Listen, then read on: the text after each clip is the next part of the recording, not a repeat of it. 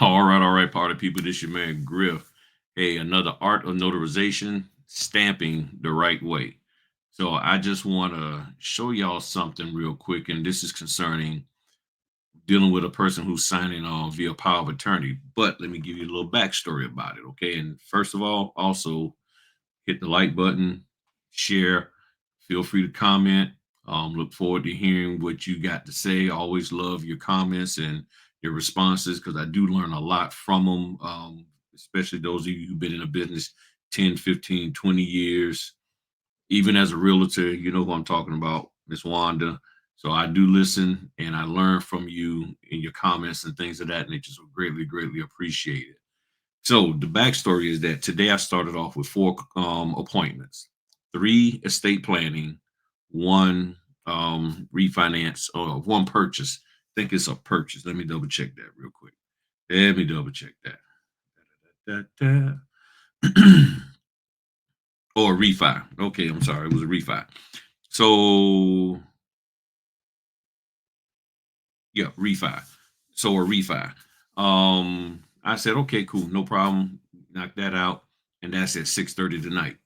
Well, because of the okay, for some reason my thing done got voice activated on me. And so the because of the weather, the three estate plannings got canceled. It was three separate ones. And I was like, all right, cool. And I had contacted the guy who I meet with to when he goes to do them. And he said, yeah, no, we canceled. I said, all right, no problem at all.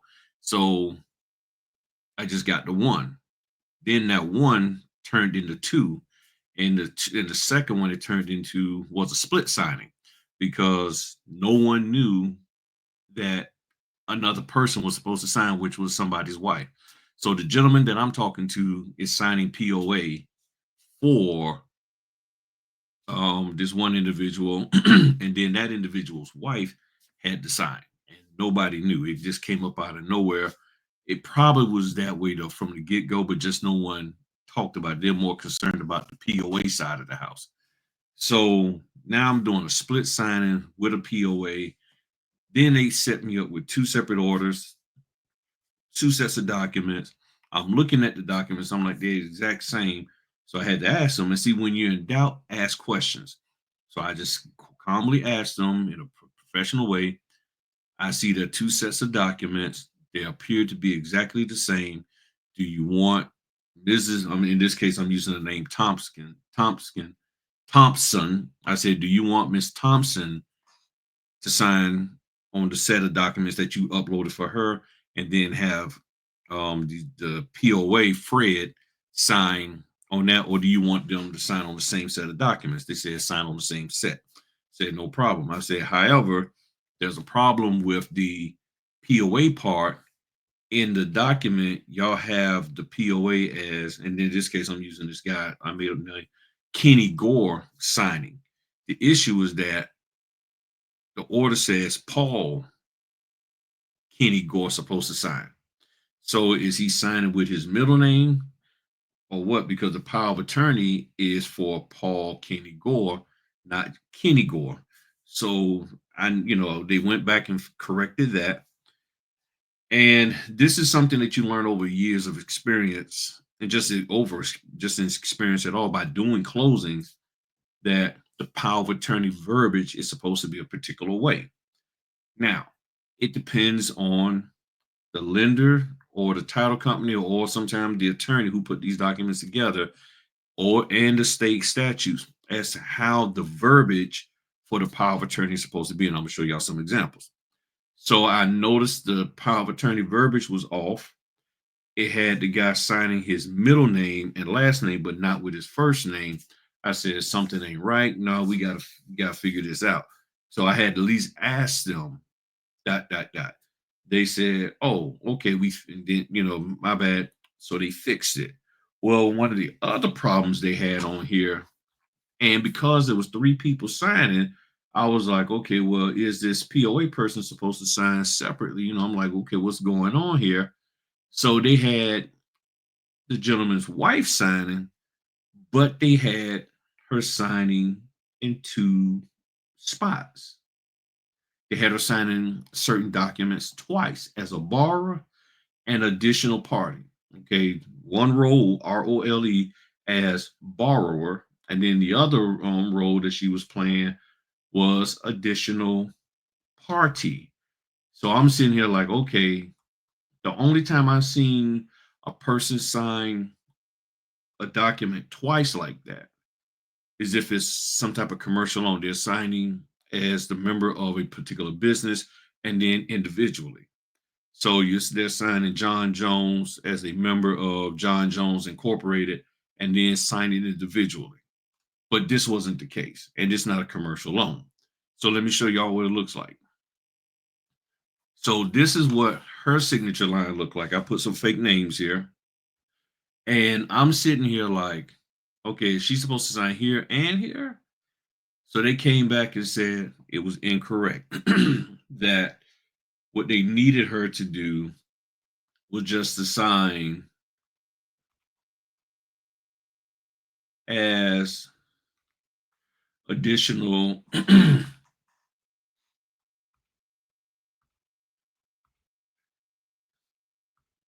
they just needed her to sign as additional party. I was like, no problem. So they went in there and fixed that. But again, this comes from experience. This comes from you taking orders and just getting out there and doing stuff and keeping mental notes of what you come across over the years, okay? Or handwritten notes or whatever you got to do to remember it. All right. So, for as a power of attorney, in this case, this is how they want the person to sign up here. Now, when it comes to signing, they don't want the signature to fall below. Let me get this here.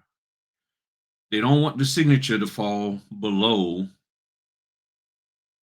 the signature line. Okay. They want it to stay up here. So, how should this person sign? And you don't want this to be running way all like this here, and then they're trying to squeeze in a date. Okay.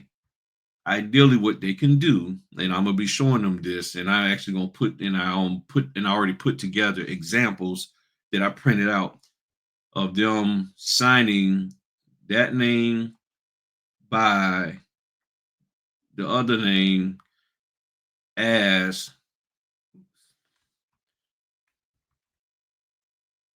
attorney, in fact, for Sean Thompson, and then date. Okay. So they will do that. Okay. I'm going to show them. I already put up an example, printed it out for them to sign that way. So that way they don't have to try to force it all on here. They can double stack it, or in some cases, they can do it 3 layers if they can write small enough and neat and legible. So then they can do that. And then they got plenty of space over here. Okay. Now, if the date for some reason ends up being a little bit over here, that's no problem. Okay. But they don't want the person signing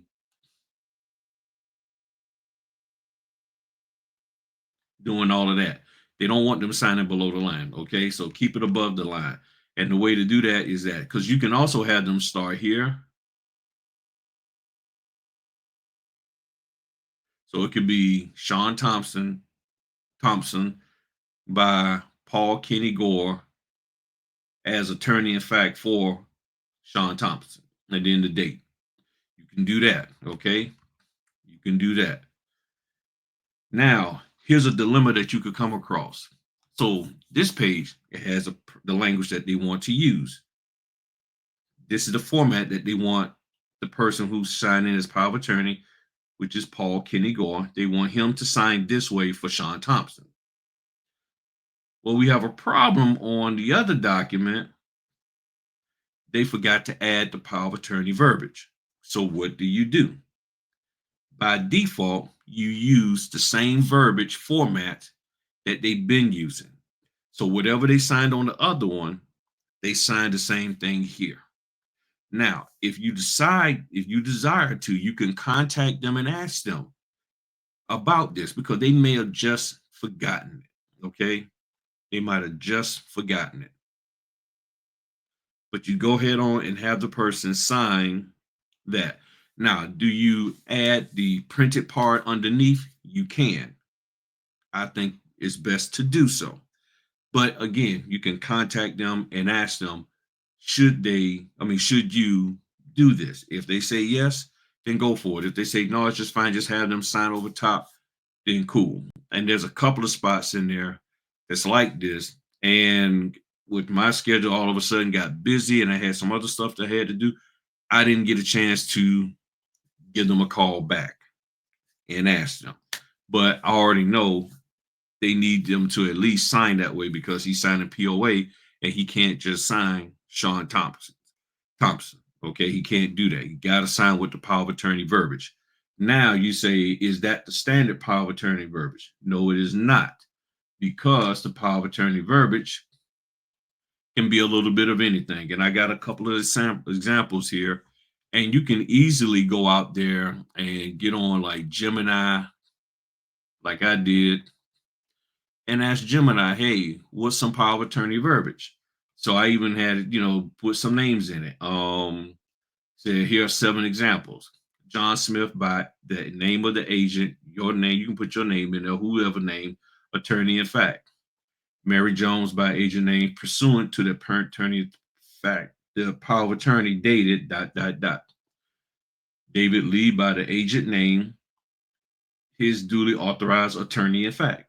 Sarah Williams by agent name, acting under power of attorney. Robert Brown by agent name, pursuant to that certain power of attorney dated this, that, and the other, and recorded in such and such place at book such and such and such. You can do all of that. Jane Doe by such and such, attorney in fact, as evidenced by the attached attorney in fact.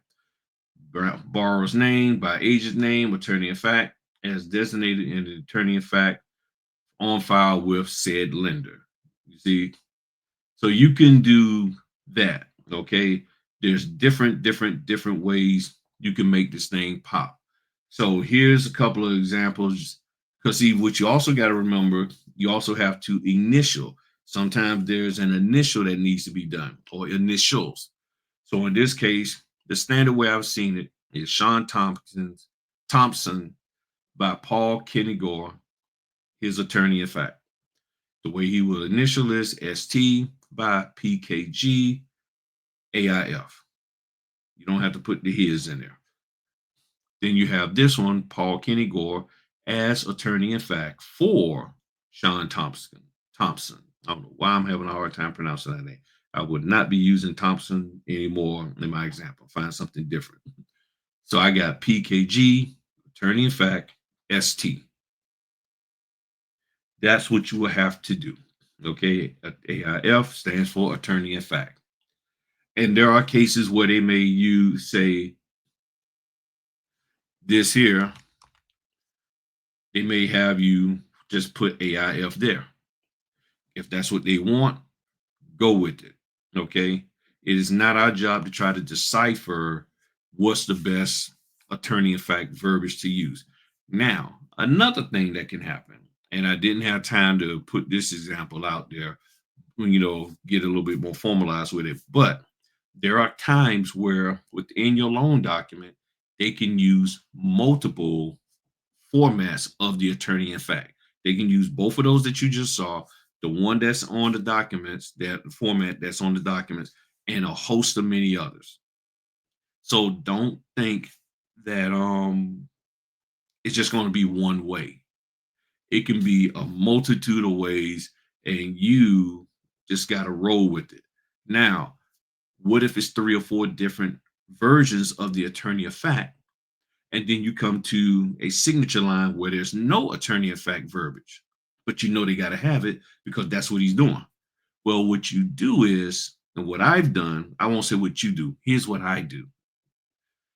I take the easiest formatted one, the one that is the least intrusive, that don't have you signing all this crazy stuff, and I had asked them to use that. Now, in my doc prep, I should see that it's missing, not a problem. Or say, like, if you're on the 4506T or C, they don't have the verbiage sometimes printed in there, but they still need to sign that way.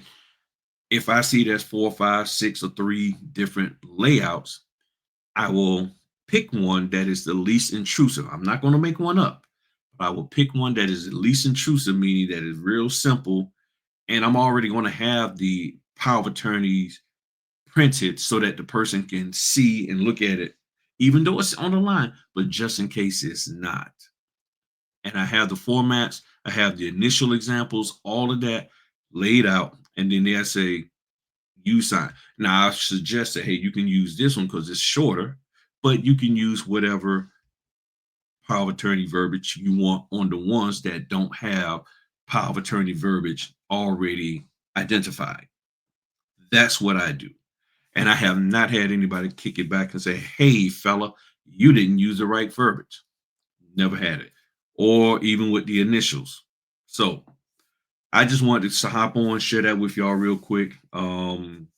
If you got any questions, comments, anything wasn't clear, let me know. Hey, if the information in here was clear, feel free to hit the like button. And if it was really, really good, hit that super thanks button over here. Show your man some love. But other than that, party people, that's it. I'm gonna go get the wife from the salon. She's off of vacation, back to teaching, and we just gonna chill for the rest of the day until I go to this appointment. All right. Talk to y'all later. Peace.